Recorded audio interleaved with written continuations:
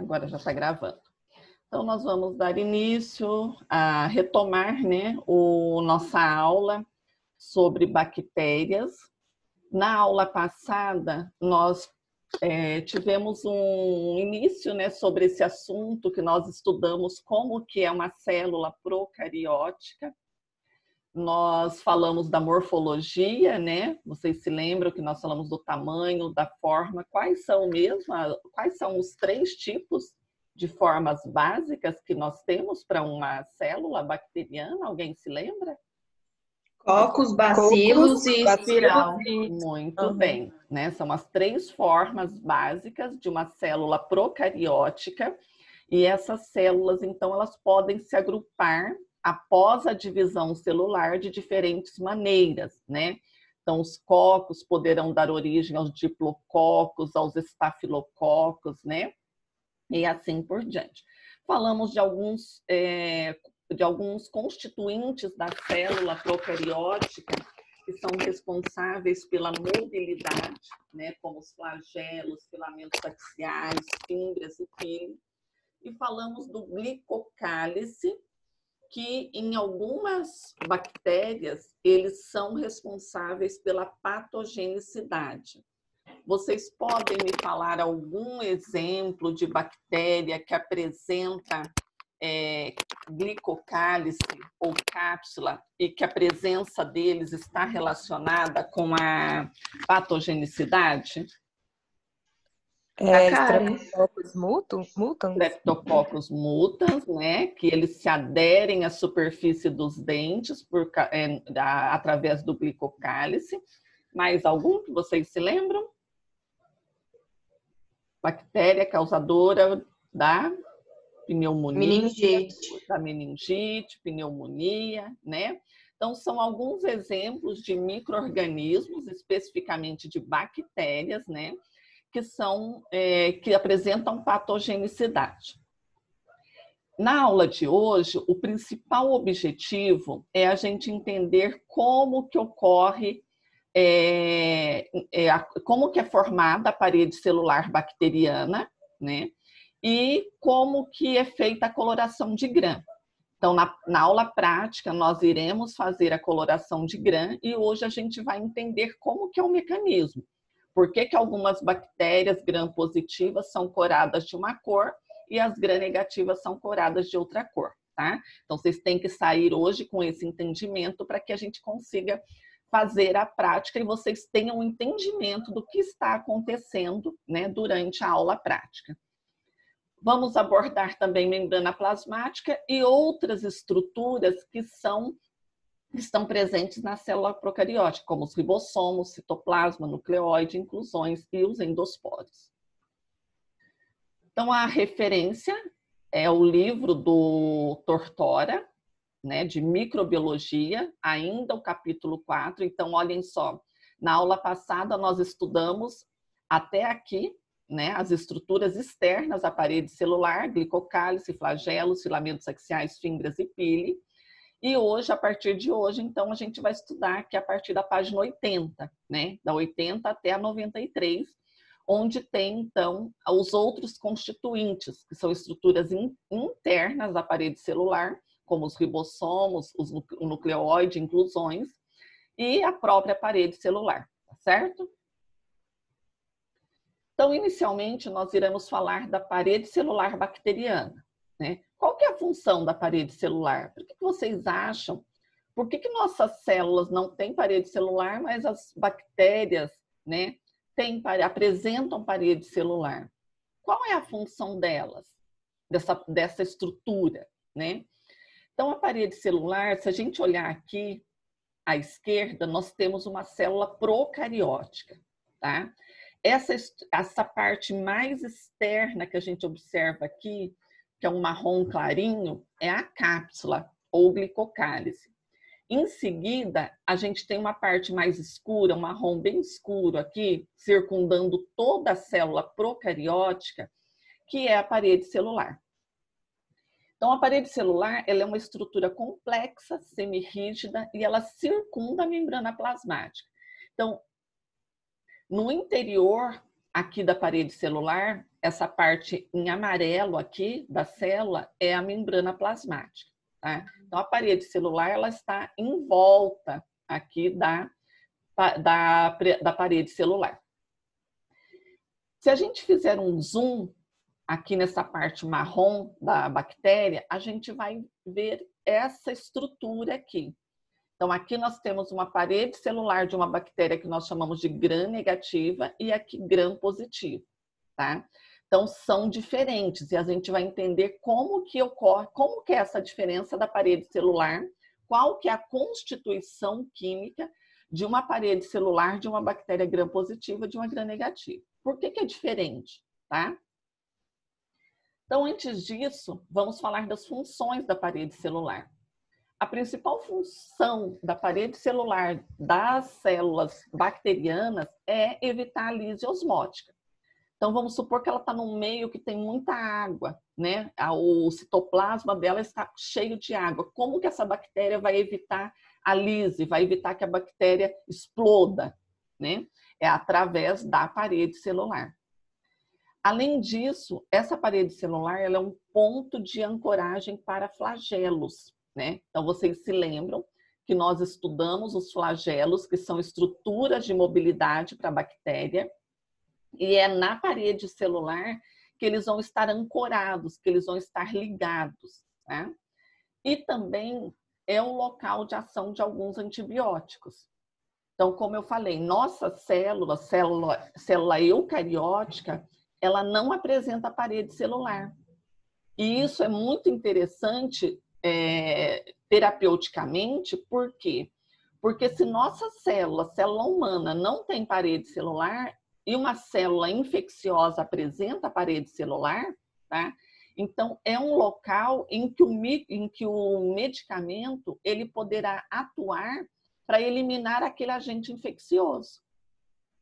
Porque uma das propriedades ideais de um medicamento é exatamente essa, é a seletividade. Ou seja, o medicamento deve atuar sobre aquela célula infecciosa e ele não deve causar danos às nossas células, não é isso? Tá?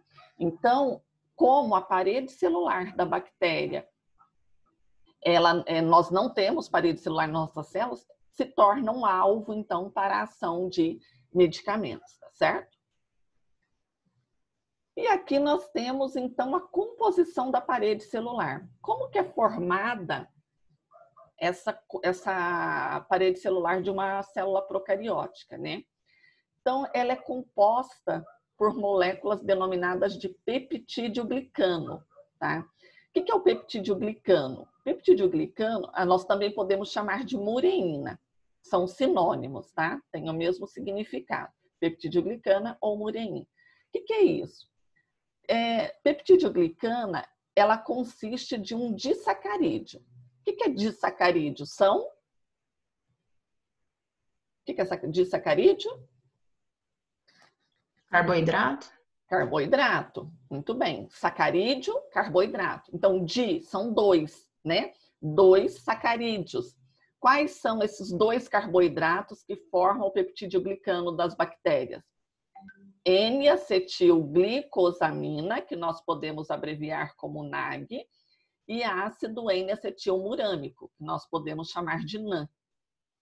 Então, esses 2 carboidratos, o NAG e o NAN, que estão representados aqui, então, onde está amarelo, é a diferença existente entre os 2 açúcares. O restante da molécula é igual. Então, esses 2 açúcares, eles se repetem na parede celular da bactéria de maneira sucessiva. Eles formam filas de 10 a 65 açúcares para formar o esqueleto de carboidratos. Então, essa repetição de NAG e de NAN forma uma cadeia polipeptídica que dá origem, então, ao peptídeo-glicano. Só que a parede celular, ela é formada apenas de peptídeo-glicano? Não. Então, aqui nós temos, onde está marrom, é o NAG, é o N-acetilglicosamina. onde está representado em rosa é o ácido N-acetilmurâmico, que é o NAN. Então, NAG e NAN, eles vão se repetindo sucessivamente, tá? Para formar a cadeia polipeptídica da parede celular bacteriana. Só que, para que a gente tenha uma estrutura rígida, uma estrutura que não... para que não ocorra a lise da parede celular, essa cadeia polipeptídica, ela está unida, tá? Por aminoácidos. Então, essas bolinhas representadas aqui, na cor verde e na cor azul, tá? São os aminoácidos. Então, essas são as cadeias laterais de tetrapeptídeos. Elas podem ser ligadas diretamente umas às outras ou unidas por uma ponte cruzada peptídica. Então, vocês observem aqui que eu tenho carboidratos, que são o NAG e o NAN, ligados a aminoácidos, tá? 4 aminoácidos que estão ligados ao NAN, aqui representado em verde, né? Esses 4 aminoácidos, formando, então, a parede celular, tá? E aí eu falei para vocês que nós temos alguns medicamentos que podem atuar aqui nessa parede celular para destruir essa bactéria, para eliminar a infecção, tá? Então, olhem só, a penicilina, né, que é a amoxicilina, por exemplo, que é bastante prescrita, né, em odontologia, é um antibiótico que ele vai atuar exatamente aqui, olha, na ligação final das filas de peptidoglicanos pelas pontes cruzadas peptídicas. Exatamente onde estão localizadas aqui as setas pretas. Essas setinhas pretas aqui pequenas, elas representam o local de atuação da penicilina. Então, o que a penicilina vai fazer aqui? O que esse antibiótico faz? Ela vai clivar a ligação peptídica e a parede celular ela vai ficar enfraquecida e vai sofrer lise, né? Então, vai ocorrer uma ruptura, uma lise da parede celular, que leva à ruptura da membrana plasmática e perda do citoplasma. E com isso, a célula, então, morre. A célula bacteriana morre, certo? Agora a gente vai ver, então, aqui nós estudamos até agora a composição da parede celular bacteriana, tá? Agora vamos, então, parede celular bacteriana, ela é composta de peptidoglicana, que são açúcares e aminoácidos, tá certo? Agora vamos entender a diferença da parede celular de uma bactéria gram-positiva de uma bactéria gram-negativa. Então, vamos falar inicialmente da parede celular de bactérias gram-positivas, tá? Então, olha só, na bactéria gram-positiva, todas elas vão ter muitas camadas de peptidoglicanos. Então, a gente vai enxergar isso aqui, olha. Então, aqui nós temos, nessa figura à esquerda, uma célula procariótica. Se a gente pegar apenas a parede celular da bactéria gram-positiva, que é essa parte aqui em marrom, e aqui em amarelinho é a membrana plasmática. Então, o que a gente está fazendo aqui? A gente está ampliando, tá? Então, ampliando, olhem só, tudo isso aqui que está representado em marrom, a gente observa aqui, agora, que isso aqui é a parede celular. Isso aqui são várias camadas de peptidoglicanos, tá? Associados aos aminoácidos. Então, aminoácidos NAG e NAN, representando aqui a parede celular. Eu vou ter, na bactéria gram-positiva, várias camadas de peptidoglicano. E aqui em amarelinho, eu estou vendo a membrana plasmática da bactéria gram-positiva, tá certo? E o que mais que eu tenho numa bactéria gram-positiva? Nós temos ácidos lipoteicoicos, que é esse representado em preto aqui, que ele atravessa toda a camada de peptidoglicano e vai até a membrana plasmática, tá? E nós temos também o ácido teicoico de parede. Esse aqui, ó, representado em preto aqui também, ácido teicoico de parede. O ácido teicoico de parede, ele é específico de bactéria gram-positiva.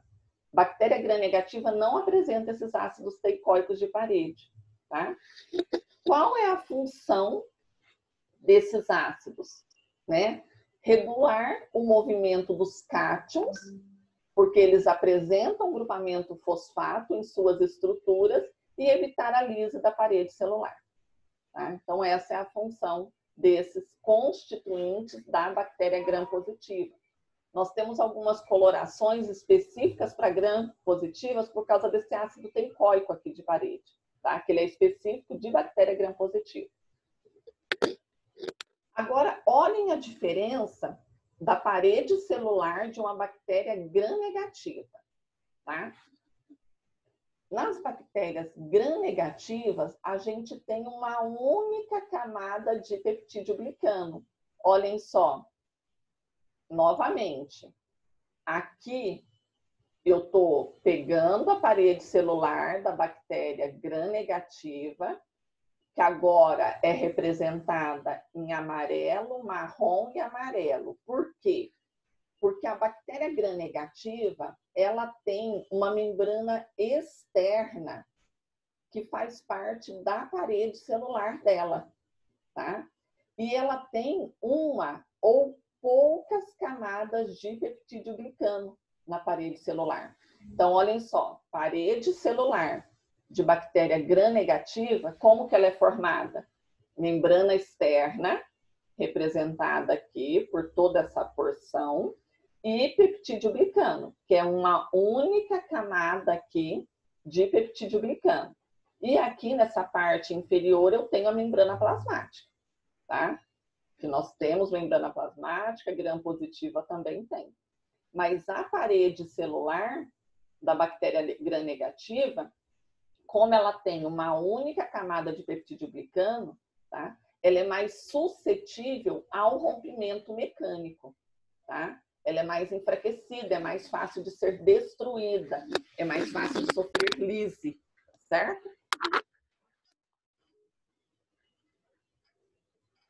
E olhem só também que aqui na parede celular da bactéria gram-negativa, eu tenho uma constituição da membrana externa que é formada de lipopolissacarídeo.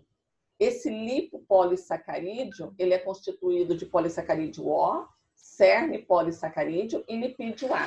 A gente já vai entender a importância dessa constituição. Então, na membrana externa da bactéria gram-negativa, que é essa parte aqui, né, mais externa da parede celular, ela serve como barreira para certos antibióticos, como, por exemplo, a penicilina. Então, lembre-se que eu falei, lembre-se que onde que a penicilina atua?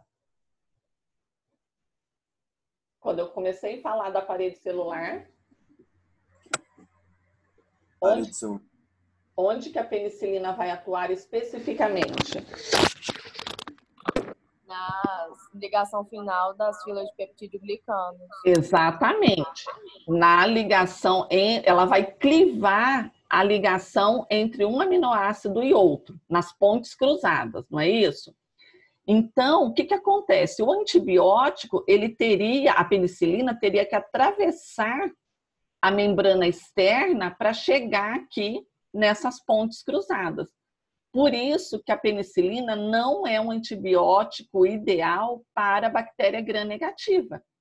Porque a bactéria gram-negativa, ela tem essa membrana externa que ela serve de barreira para certos antibióticos, como é o caso da penicilina.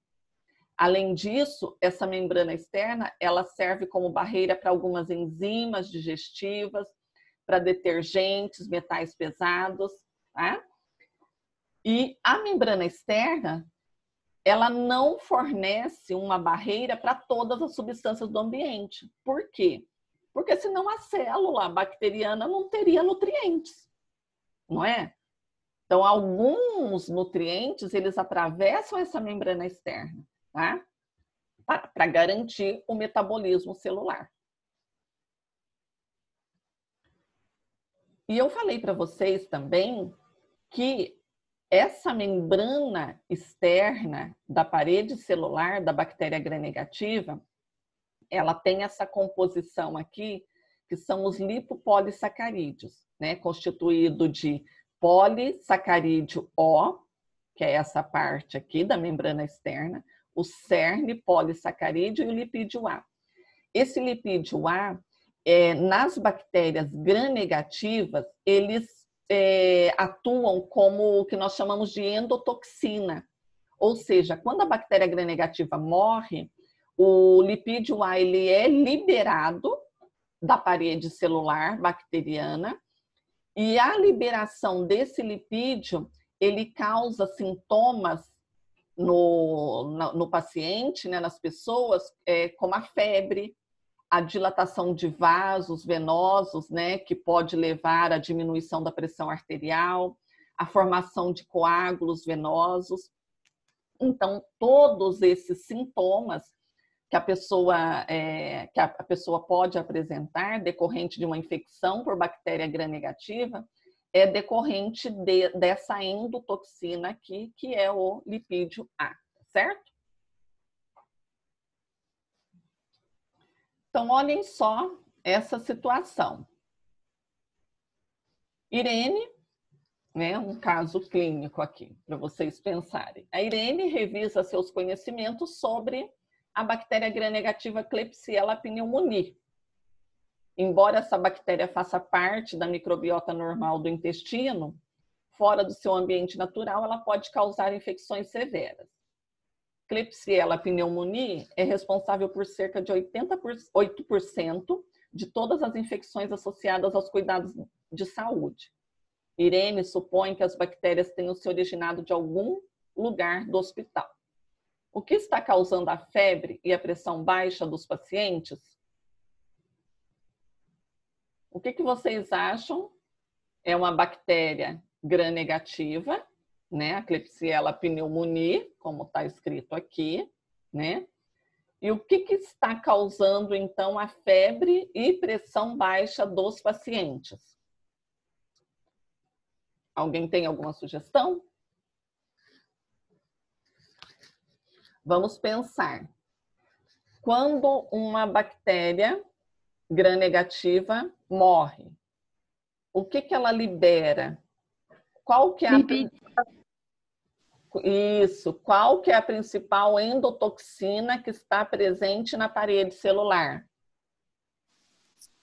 Lipídio A. Lipídio A.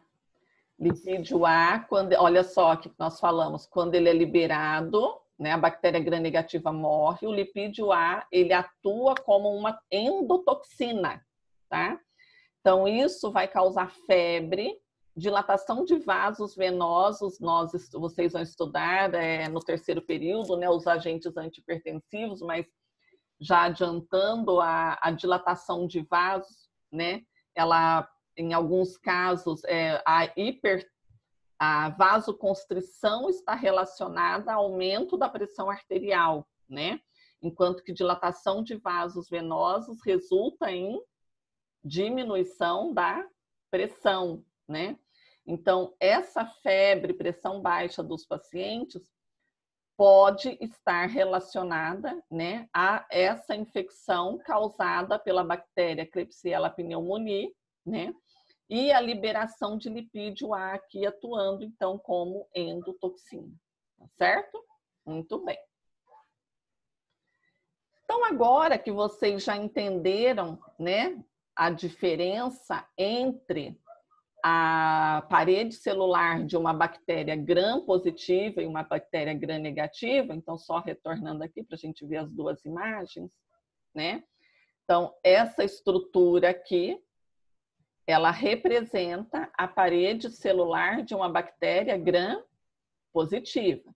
Qual que é a principal característica de uma bactéria que apresenta, que é gram-positiva? Em relação à constituição, o que vocês diriam? Tem muitas camadas de peptidoglicano. Isso, muitas camadas de peptidoglicano. Parede celular de bactéria gram-negativa. Qual que é a sua constituição química? Uma camada de peptidoglicano e uma membrana externa. Muito bem.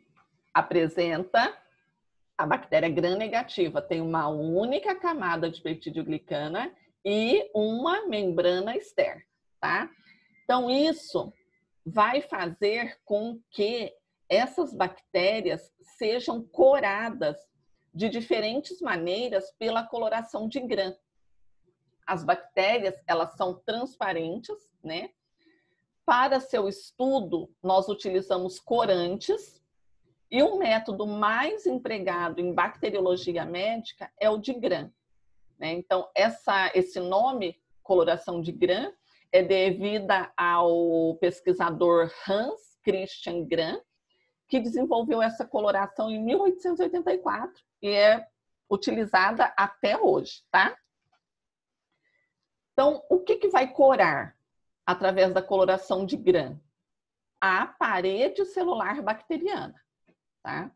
Então, a gente utiliza a célula bacteriana, o que nós chamamos, nós falamos em esfregaço bacteriano, tá? Com reagentes químicos. Então, aqui nós temos uma placa de Petri com bactérias, tá?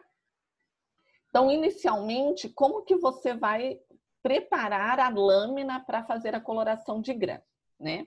Então, você vai capturar uma porção de bactéria em uma colônia, qualquer uma dessas colônias, você pode, né? Você vai pegar a bactéria com uma alça de platina e você vai transferir essa bactéria que está aqui nessa placa de Petri, você vai transferir para uma lâmina de vidro, né? É o que nós chamamos de esfregaço. E aí você também tem que levar essa lâmina sob o fogo, né, em bico de Bunsen, para que as bactérias sejam aderidas, para que elas sejam fixadas nessa lâmina de vidro aqui, tá? Então, o calor ele ajuda a fixar a bactéria na lâmina de vidro, tá? É o que nós chamamos, então, de esfregaço. O primeiro passo, então, é cobrir essa lâmina com um corante, né? Então, o primeiro corante que nós utilizamos na coloração de gram é o cristal violeta. Então, esse esfregaço que você colocou aqui nessa lâmina, você coloca, então, algumas gotas desse corante cristal violeta, deixa agir por 1 minuto e nós chamamos, então, isso de coloração primária, tá? Que é o primeiro corante, então, que a gente está utilizando. Então, esse cristal violeta, ele vai impregnar todas as bactérias, independente se ela é gram-positiva ou gram-negativa, com a cor púrpura. Em seguida, você irá lavar rapidamente com água para retirar a solução de cristal violeta. Então, a gente pega a água, joga aqui sobre essa lâmina, né, delicadamente, tá? E deixa, então, retirar o excesso do cristal violeta. O passo 3 é cobrir a lâmina com a solução de iodo por 1 minuto. O iodo nós chamamos de fixador de corante cristal violeta.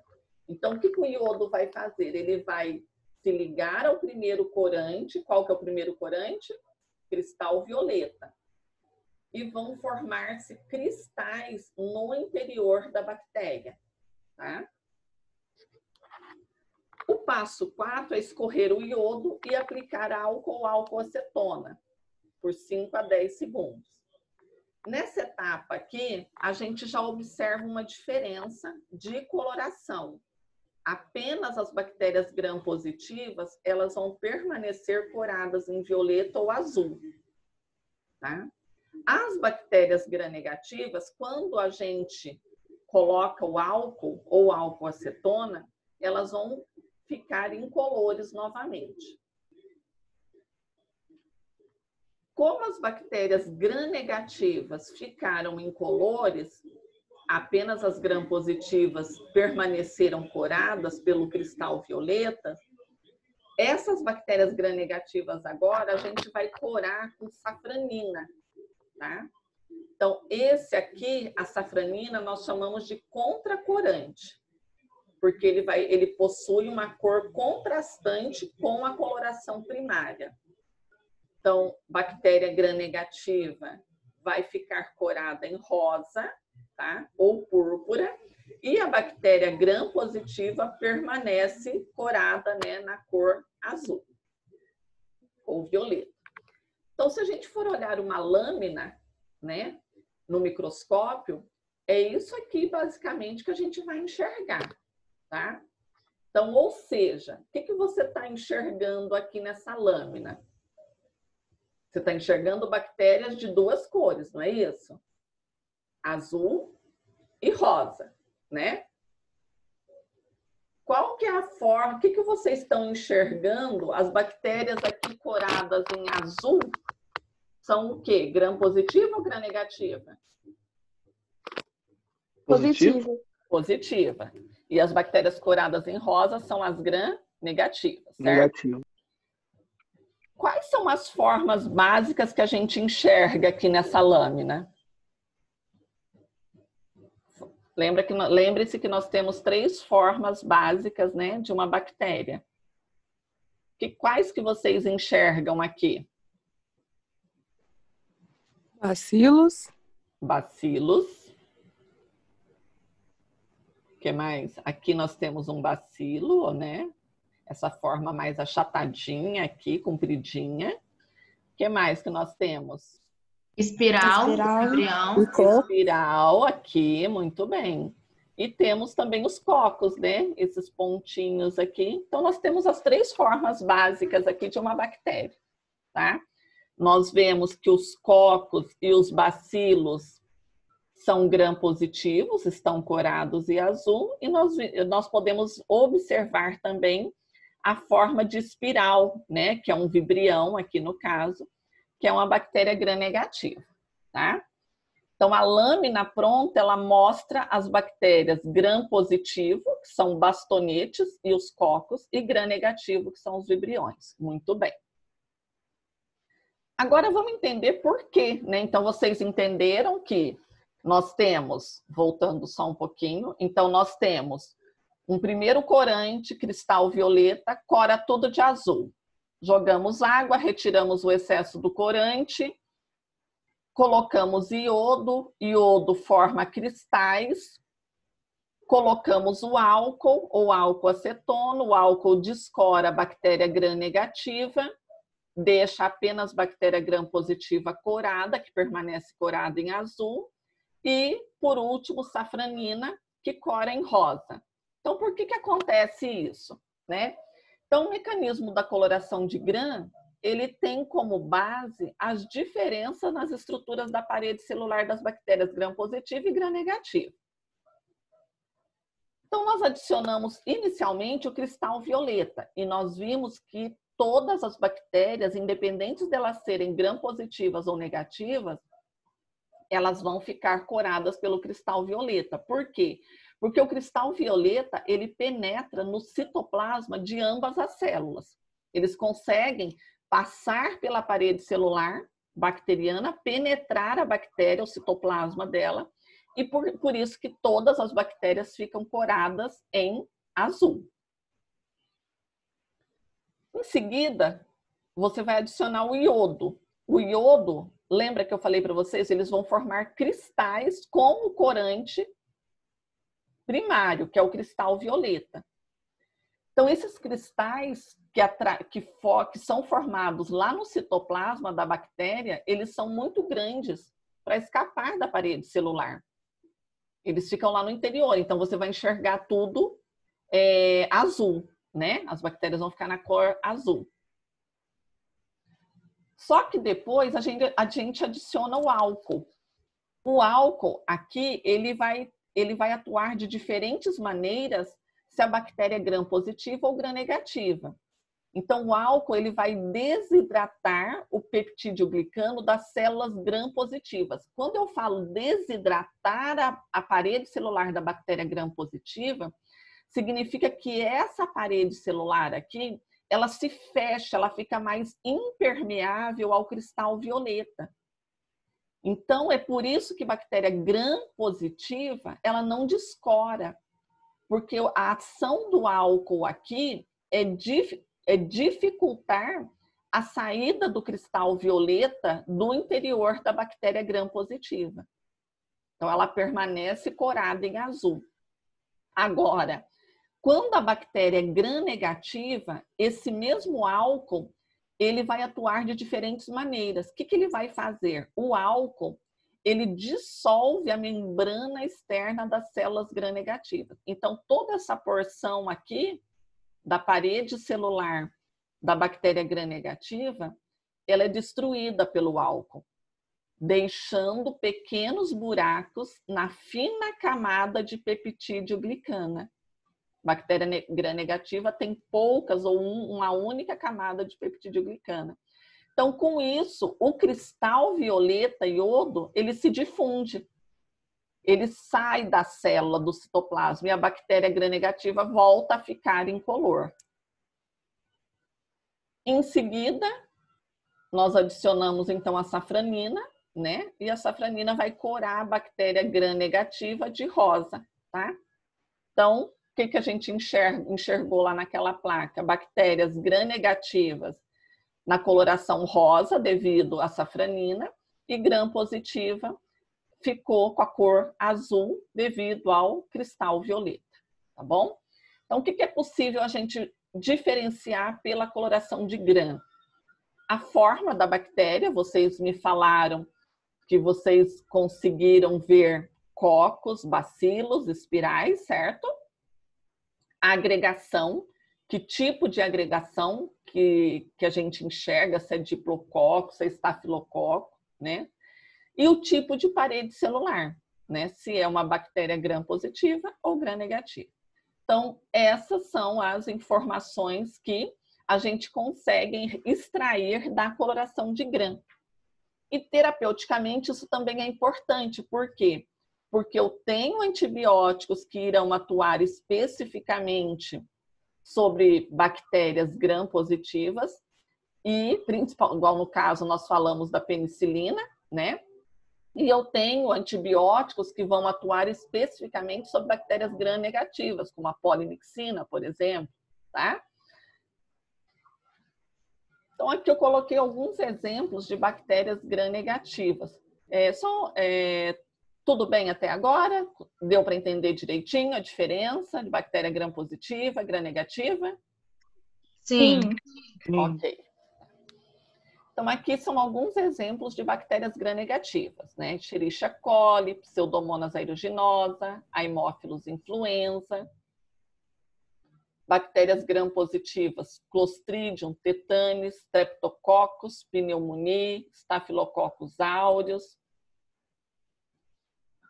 E nessa tabela, eu trouxe as principais diferenças que nós observamos em relação à parede celular de uma bactéria e de outras células de outros organismos vivos.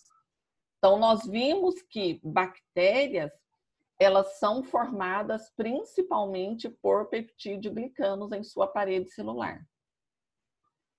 Nas células animais, nós não temos parede celular. Os outros organismos, tipo algas, elas também têm carboidratos, polissacarídeos, tá? E diferentes tipos de celulose, como agar, carragenina, ácido algínico. Fungos têm parede celular, só que a parede celular ela é formada principalmente por quitina, que também é um tipo de polissacarídeo. As plantas também têm parede celular, só que a principal composição é a celulose. E as arquibactérias, elas não têm peptídeo glicano na parede celular, mas elas têm polissacarídeos ou proteínas que são denominados de pseudomureína, tá? diferente também das bactérias.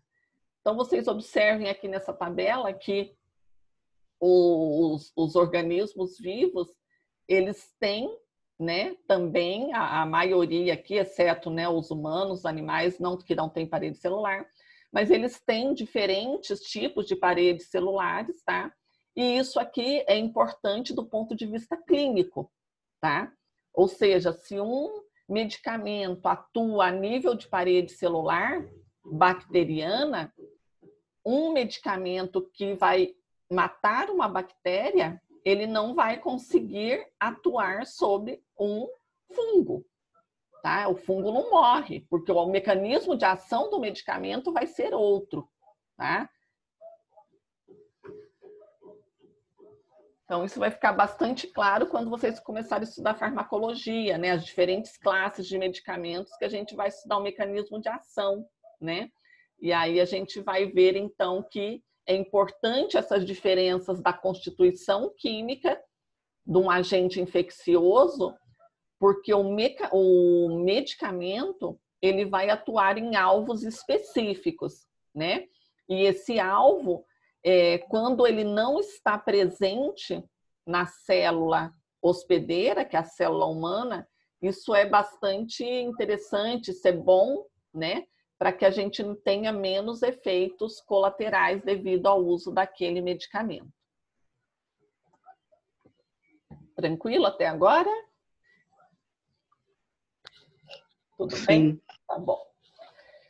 E nós temos também, então, circundando toda a célula procariótica, nós temos a membrana plasmática, né? Então, a membrana plasmática, ela é uma estrutura fina, situada no interior da parede celular. Então, aqui ela está representada nessa cor amarela, né? Aqui, circundando toda a célula procariótica. E ela reveste o citoplasma também da célula. Se nós fizermos um zoom nessa parte amarela, né, que eu estou chamando de membrana plasmática, nós iremos enxergar isso aqui, que poderá estar dispostos, né, Então, o que é isso aqui? Então, membrana plasmática, ela sempre será representada, né, nos livros didáticos aqui por uma bolinha e essas perninhas aqui. Essa bolinha aqui, que a gente vê na parte externa, né, é o que nós chamamos de cabeça polar ou hidrofílica, que é solúvel em água. Ela é formada do quê? De grupamentos fosfatos e glicerol, tá? Então, tudo isso aqui representa, então, a cabeça polar do fosfolipídio da membrana plasmática. Essas perninhas que a gente enxerga são o que nós chamamos de caudas apolares ou hidrofóbicas, né? Elas são formadas de ácidos graxos, tá? E ácidos graxos, a constituição deles é apenas de carbono e hidrogênio, como a gente pode enxergar aqui, tá? Por que que algumas são... a gente enxerga aqui tudo certinho e aqui tá tudo bagunçado. Ou, né, dessa forma aqui, uma forma estendida e outra forma aqui inclinada. Isso aqui é onde tem as ligações, olha. Se a gente tem ligações aqui, duplas ligações, isso aqui forma uma inclinação no ácido graxo. Então, a gente vai... Isso aqui, e essa membrana plasmática, que a gente chama de bicamada lipídica, ela sempre vai apresentar essa orientação. Então, aqui nós chamamos de ácidos graxos saturados, tá? Por quê? Porque aqui no ácido graxo, ele é saturado, por quê? Porque não tem duplas ligações, são ligações simples entre carbono e hidrogênio. Aqui nós temos ácidos graxos insaturados. Então, a gente já enxerga aqui duplas ligações nesses ácidos graxos. E aqui, esses verdinhos são proteínas, né? Ou moléculas de esteróis que separam as cadeias de ácidos graxos. Então, na membrana plasmática, nós temos esteróis, nós temos proteínas que são responsáveis também pelo transporte de nutrientes através da membrana plasmática, tá? Então, na membrana plasmática das células procarióticas, os fosfolipídios estão distribuídos em duas linhas paralelas, né? Então, aqui é uma das linhas, com a cabeça polar, e o grupamento, onde está o grupamento fosfato e o glicerol. E aqui nós temos as caudas apolares, é onde está representado, então, os ácidos graxos. Então, aqui, essa linha e essa é representada dessa maneira aqui na membrana plasmática, tá? Então, são as duas linhas paralelas que nós chamamos de bicamada lipídica, né? Duas camadas lipídicas. Lipídicas vem porque são formadas de ácidos graxos, né? Então, por isso que se chama bicamada lipídica. As cabeças polares estão nas duas superfícies da bicamada lipídica. Então, aqui numa superfície a gente tem a cabeça polar e aqui na outra superfície interna da célula a gente tem a outra bicamada lipídica. E as caudas apolares estão no interior. Então, toda essa região aqui é onde nós temos a presença dos ácidos graxos que poderão ser saturados ou insaturados. Então, isso aqui é o que forma a membrana plasmática. São gliceróis, fosfato, que forma a cabeça polar, ácido graxo, né? Formando, então, as caudas hidrofóbicas. Além disso, nessa membrana plasmática, nós temos proteínas, que são proteínas que nós chamamos de periféricas, que elas estão aqui, próximas às cabeças polares, tá? Distribuídas pela região polar, e proteínas integrais, que são proteínas transmembrana que atravessam toda a membrana plasmática e formam poros. E esses poros, então, são responsáveis pela passagem de substâncias através da célula procariótica.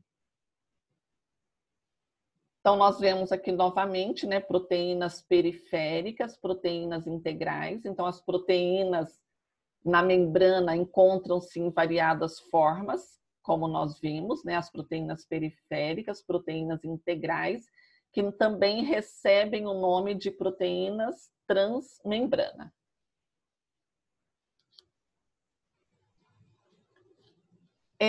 Nessa membrana plasmática, nós podemos também ter a presença, além das proteínas, nós também podemos ter a presença de carboidratos, tá? Na membrana plasmática. Então, quando esses carboidratos, eles se ligam a lipídios, nós chamamos de glicolipídios. E quando os carboidratos estão ligados a proteínas, eles irão ser chamados de glicoproteínas. Então, nós estamos vendo aqui que a membrana plasmática da célula procariótica, ela é formada de uma região lipídica, que é essa parte em amarelo, e de uma região proteica. E ainda eu estou dizendo que na membrana plasmática nós podemos ter associadas a ela carboidratos. Esses carboidratos, eles poderão se ligar aos lipídios ou às proteínas. Se eles estão ligados a lipídios, eles recebem o nome de glicolipídios. Glico vem de glicose, né? Então, glicose ligada a lipídios. Se esses carboidratos estão ligados a proteínas, serão chamados de glicoproteínas. Então, novamente, glico vem de glicose, né? Carboidrato ligado a proteínas, tá? Essas glicoproteínas, elas estão presentes nas membranas celulares e em algumas células infecciosas, como, por exemplo, lá para a bactéria causadora da cólera, que é o Vibrio cólera, né, uma bactéria gram-negativa, e no Clostridium, que causa o botulismo, né, essas glicoproteínas, elas são pontos de ligação para as toxinas que causam a cólera e o botulismo penetrarem suas células-alvo. Então, é através dessas glicoproteínas que essas bactérias, então, conseguem penetrar ou entrar numa célula alvo, né, na célula hospedeiro. Então, a gente fala que a principal função da membrana plasmática é servir como uma barreira seletiva, através das quais os materiais entram e saem da célula. Então, a membrana plasmática de uma célula procariótica, ela tem uma permeabilidade seletiva, porque ela não deixa proteínas grandes entrarem na membrana, mas ela permite que a água, o oxigênio, o CO2, açúcares simples atravessem a membrana, tá?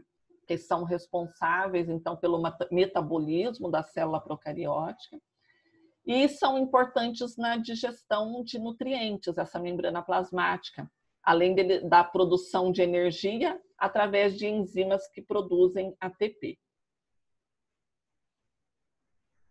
Então, a gente entender a composição da parede celular e da membrana plasmática, como eu tenho falado desde o início da aula passada, é por causa do alvo de muitas drogas antimicrobianas, né? Então, quando a gente conhece a composição de uma célula infecciosa, mesmo o seu ácido nucleico, né, os seus cromossomos, qual é a sequência de bases, a gente consegue, então, né, os pesquisadores conseguem produzir medicamentos que permitem destruir esses agentes infecciosos, tá?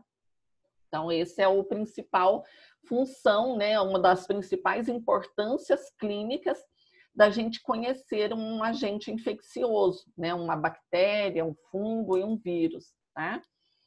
Então, nós falamos no início da aula que a penicilina é um antibiótico que consegue, então, inibir a formação da parede celular, interferindo com o quê? Com a formação das ligações cruzadas peptídicas, né?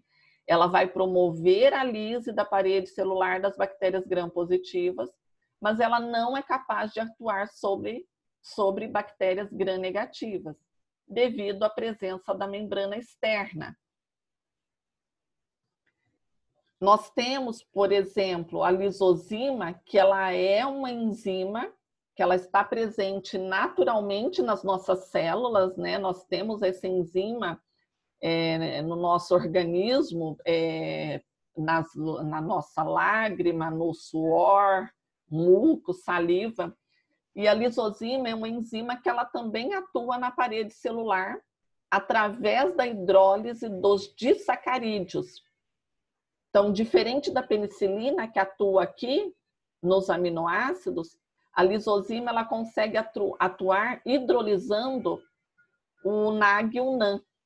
Tá? Então, elas quebram as ligações que ocorrem entre esses dois açúcares aqui. E ela também atua preferencialmente sobre bactérias gram-positivas. É óbvio, né? Porque se ela atua na parte da peptidoglicana, né? E a bactéria gram-negativa tem uma membrana externa, então lisozima e penicilina são duas substâncias que vão atuar principalmente em bactérias gram-positivas. Mas nós temos também substâncias que vão atuar na membrana plasmática. Então, os desinfetantes, que são como, por exemplo, álcoois e compostos de amônio quaternário, tá? E alguns antibióticos, como a polimixina, eles vão danificar especificamente a membrana plasmática. Então, significa que esses compostos de amônio, quaternário, polimixina, eles vão atuar principalmente sobre bactérias gram-negativas, tá? Professora? Oi? Você pode voltar só um pouquinho ali na parte da lisozima? Ah, tá. Eu falei para vocês que a lisozima, ela vai atuar onde? Na hidrólise do NAG e do NAN, tá? Porque nós vimos que penicilina atua onde? Aqui, nos aminoácidos, clivando as ligações covalentes que são formadas entre um aminoácido e outro, a cadeia polipeptídica. A lisozima, ela também remove a parede celular de bactérias gram-positivas através da hidrólise dos disacarídeos repetitivos do esqueleto de peptidoglicano. Então, tudo isso aqui, disacarídeos repetitivos do esqueleto de peptidoglicano, são nada mais, nada menos que o quê? N-acetilglicosamina e N-acetilmurânico, né? São esses dois carboidratos responsáveis pela constituição da parede celular das bactérias, tá certo? Entendi, obrigada. Por nada. Então, essa enzima, que é a lisozima, tá? Ela vai atuar, então, também aqui na parede celular, principalmente de bactérias gram-positivas, né? Porque ela tem uma camada de peptidoglicana, várias camadas de peptidoglicana, né? Na bactéria gram-positiva. E a bactéria gram-negativa tem aquela membrana externa, o que dificulta a ação dessa enzima, né? Da lisozima. As bactérias também têm aqui no seu interior o citoplasma, né? E nós sabemos que grande parte de uma célula procariótica é formada por água, né? Então, o citoplasma ele contém 80% de água. Além disso, ele tem proteínas, né? Algumas enzimas, carboidratos, lipídios, íons inorgânicos e compostos de peso molecular muito baixo. No interior do citoplasma, a bactéria ela apresenta o nucleóide, né? O nucleóide ele é formado ou ele é composto de uma única molécula longa e contínua de DNA de fita dupla, com frequência arranjada de forma circular, que é o que nós chamamos de cromossomo bacteriano, representado aqui em roxo, tá? Nós sabemos também que a célula procariótica, ela não apresenta o quê? Envelope nuclear, né? Então, a célula procariótica ou bacteriana, elas não são circundadas por um envelope nuclear. E no interior ainda da célula procariótica, nós temos o que nós chamamos de inclusões. Inclusões são depósitos de reserva, tá? Porque as células bacterianas, elas precisam acumular nutrientes, né? Para aqueles momentos em que elas estiverem num ambiente pobre ou escasso em nutrientes, né? Então, é uma forma de sobrevivência da bactéria a presença desses depósitos, né? Ou inclusões. Então, as bactérias têm vários tipos de grânulos, né? De depósitos de reserva, que são chamados de grânulos metacromáticos. Aqui, nesse caso, eles são reservas de fosfato inorgânico, que é utilizado na síntese do ATP. Tem também grânulos polissacarídicos, que são compostos de glicogênio, né, e amido, que são polissacarídeos. Inclusões lipídicas, grânulos de enxofre, carboxomos, que contém a enzima ribulose 1,5-difosfato, carboxilase, magnetossomos, inclusões de óxido de ferro. Então, tudo isso aqui, esses grânulos, né, são importantes para a bactéria sobreviver, como eu disse, em condições adversas. Outra estrutura presente na célula bacteriana que permite às bactérias, principalmente bactérias patogênicas, sobreviverem, são endosporos, né? Então, Clostridium, que causa o tétano, botulismo, intoxicação alimentar, o Bacillus, né, anthracis, que é o causador do antraz, do carbúnculo, de intoxicações alimentares, eles apresentam endosporos, que são estruturas de repouso, tá? que também permite com que a bactéria sobreviva em condições ambientais adversas, né? Então, por exemplo, altas temperaturas. Tem bactéria que a gente fala que se encontra na forma vegetativa, que em temperaturas inferiores a 70 graus, a gente consegue eliminar essas bactérias. Já as que são produtoras de endosporos, a gente não consegue eliminar essas bactérias nessas temperaturas, tá? Então, por isso que nós falamos que são estruturas que permitem a esses micro-organismos sobreviverem, né, em condições que para eles são adversas, tá? E que é um problema para nós, né? Esses endosporos, eles são exclusivos das bactérias, tá? São formados no interior, a membrana celular.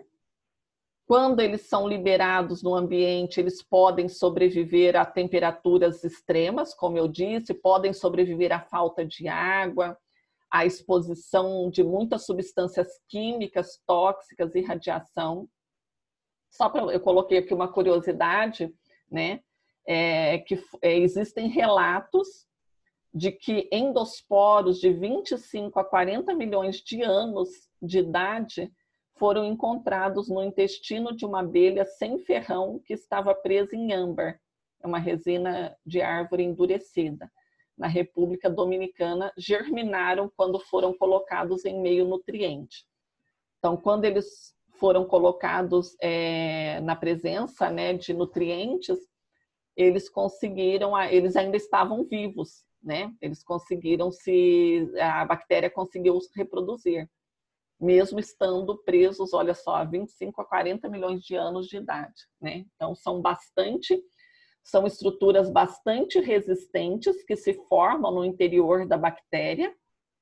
Esse processo de formação do endosporo é chamado, então, de esporulação, tá?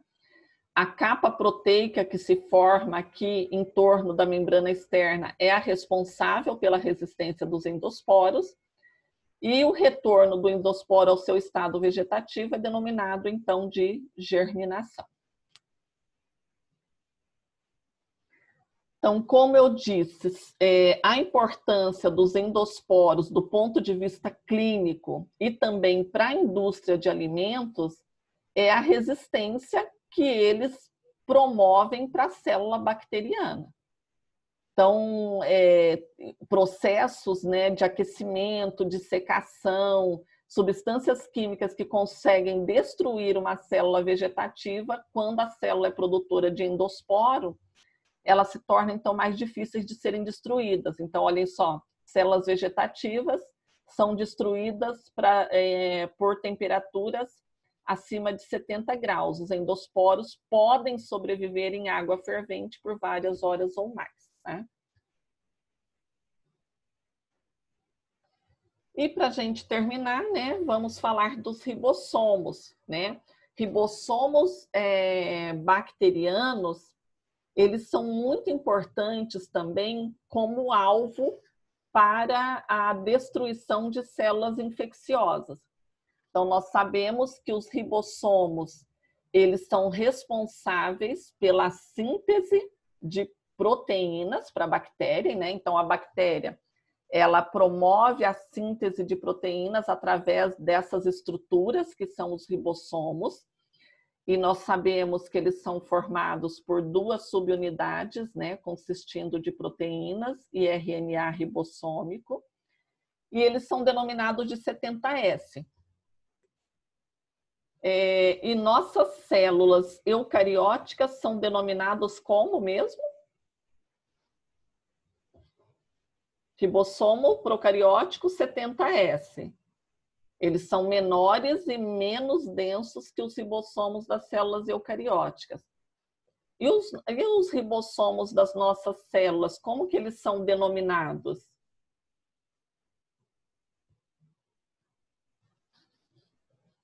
Hein? Cadê vocês? Só eu que estou falando, né? Vocês se lembram?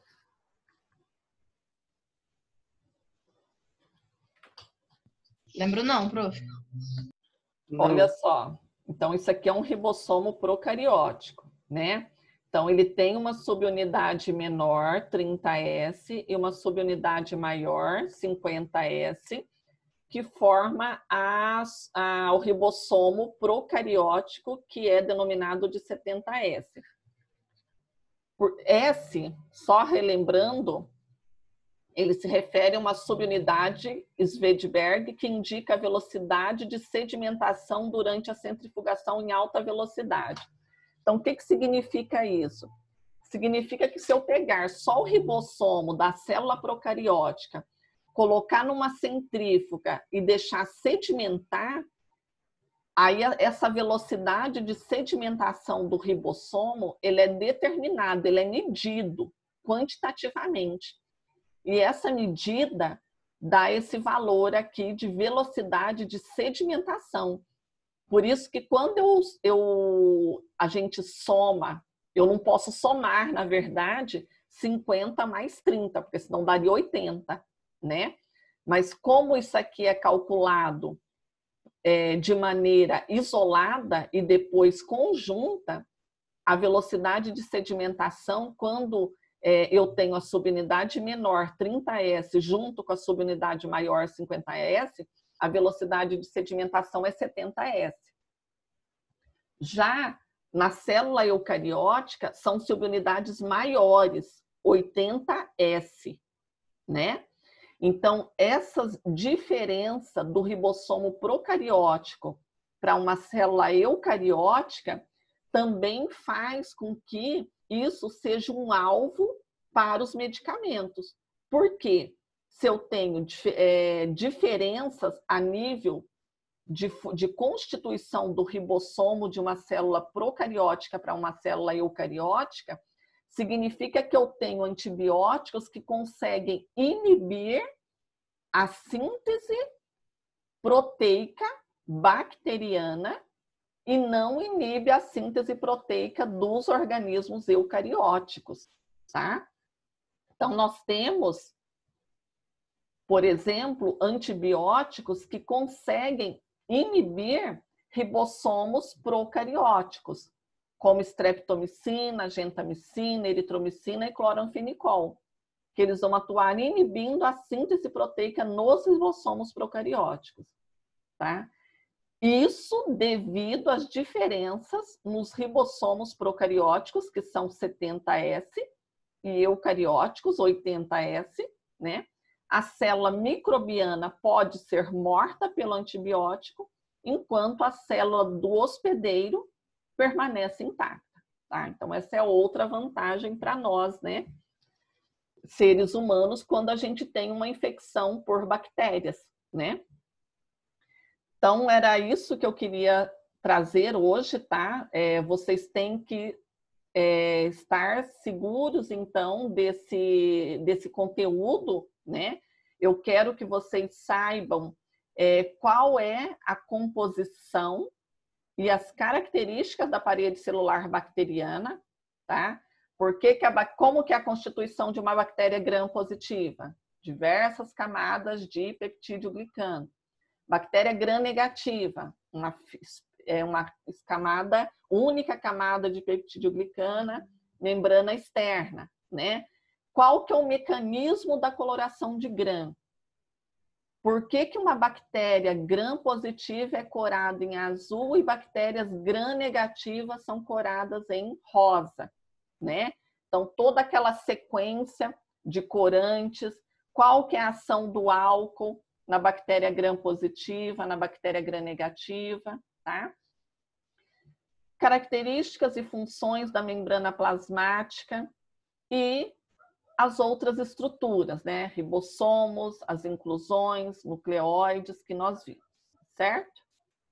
Então é isso, pessoal. Eu agradeço, tá, a atenção de vocês, né, a companhia.